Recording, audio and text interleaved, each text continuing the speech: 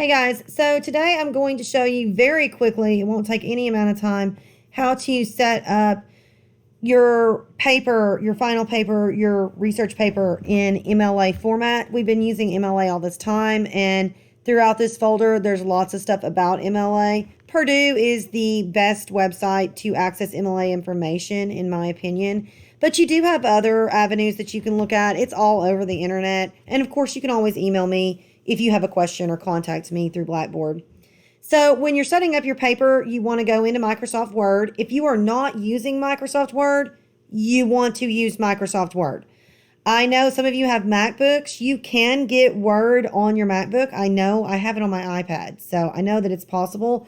I will say, when you get Word on your MacBook, it is not actually the true original Microsoft Word.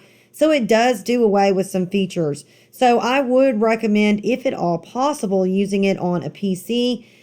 Same way with Office 365. You can go online and use it, but it does do away with some features. So if you can access it through the actual application, I highly recommend that as the best way to use it. But if not, then definitely find another avenue or another way that you can access it. Also, the template that I'm about to show you is in all forms. You should be able to find it in all Microsoft Word versions. So that part of it should help you. So once you go into Word, it's really, really simple. You can see I've already actually looked it up a couple of times, but right up here in this search box, and this is almost too simple, but I promise you it works. You type in MLA. I believe you can do the same thing for APA, guys, just so you know, for future papers. Let's see. I've never looked up APA. I don't use APA. And this is such a sidebar. Oh, yeah. APA style report, so on and so forth. But like I said, or APA style paper, we're not doing APA. We are doing MLA because this is an English class. So we type in MLA, we hit enter, and it brings up, first thing is what we're looking for, the MLA style research paper. We go into it. Everything is set up for you. All you have to do is start filling it in. Student name, instructor name. You can just put Merriman, not a doctor, although I am going to be working on that soon. But you can just put Merriman. That's fine. Class, the course number is English 345.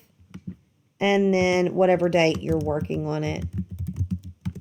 I know when I was an undergrad, I used to try to date it so that the professor didn't know that I'd worked on it the night before. I was a procrastinator.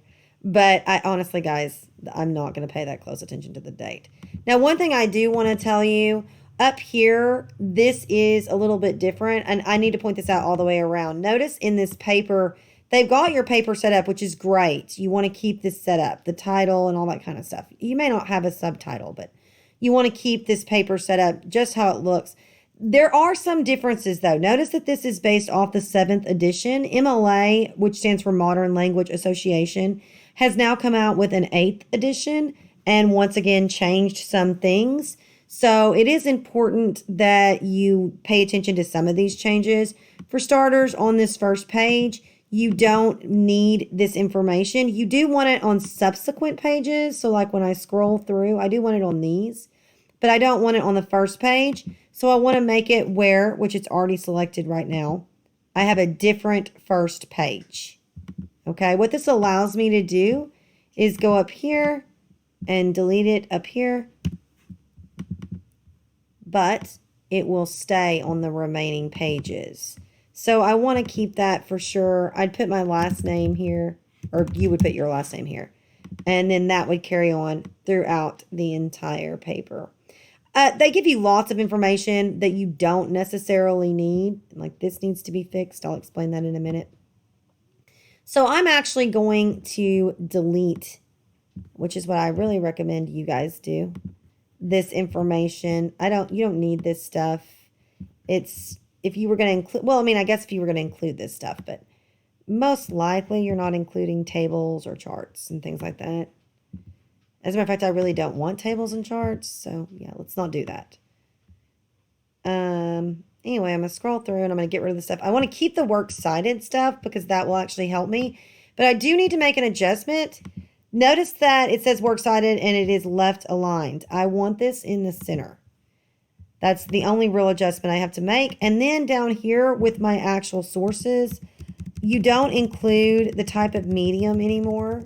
You did that. It's a weird deal because they added it for the 7th edition. And then the 8th edition, they were like, you know what? Nope, never mind. And they took it out. So I'm just going to get rid of that on mine. I know that a box shows up for you to type in. I'm not sure why they included it, but it doesn't show up when you print it. So I'm fine if you leave the box, or you can delete it, whatever you feel best about there.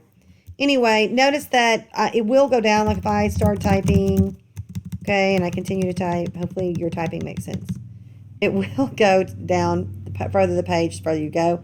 Works cited does need to be on its own page, and it does need to be the last page of the document, okay? So that's your basic paper format. There really is nothing more to it. I will say when you are going through, okay, and you want to start a new paragraph, say you get that far, all you have to do, well, in here, all I'm having to do is hit enter, and it automatically does it. So I guess because the paper's set up for it. If it doesn't do that, you can hit the tab, T-A-B key one time. It's on the upper left-hand corner of your keyboard, and it will indent for you. Don't put multiple spaces. Like some people do this. They get to the end of their paragraph, right? See, I'm still typing. I get to the end, and then I'm like, enter, enter, enter.